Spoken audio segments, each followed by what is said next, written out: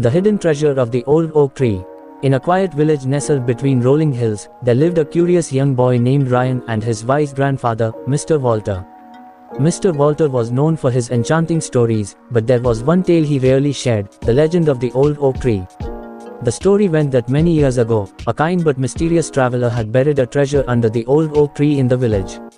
The treasure was said to grant immense happiness to anyone who found it. Over the years, many villagers had tried to uncover it, but none succeeded. One chilly evening, Ryan couldn't contain his curiosity any longer. "Grandpa," he asked, "why hasn't anyone found the treasure? Is it even real?" Mr. Walter smiled mysteriously. "The treasure is real, Ryan. But finding it requires more than just digging." Determined to solve the mystery, Ryan decided to search for the treasure the next day. Armed with a spade and a lantern, he made his way to the old oak tree under the moonlit sky. As he dug, he felt something hard beneath the soil.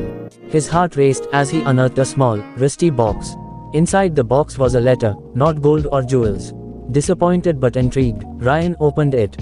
The letter read, "The true treasure lies not beneath the tree but in the hearts of those who seek it with kindness and courage. Share this message, and you will discover the greatest riches of all." Confused, Ryan took the letter to his grandfather. Mr. Walter read it with a knowing smile. "Ryan, the traveler left a lesson for us. True happiness comes not from material wealth but from the love and kindness we share with others." Ryan wasn't convinced. "But, Grandpa, everyone wanted gold or jewels. Isn't that what treasure means?" Mr. Walter chuckled. "Come with me."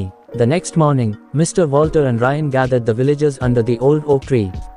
Ryan read the letter aloud.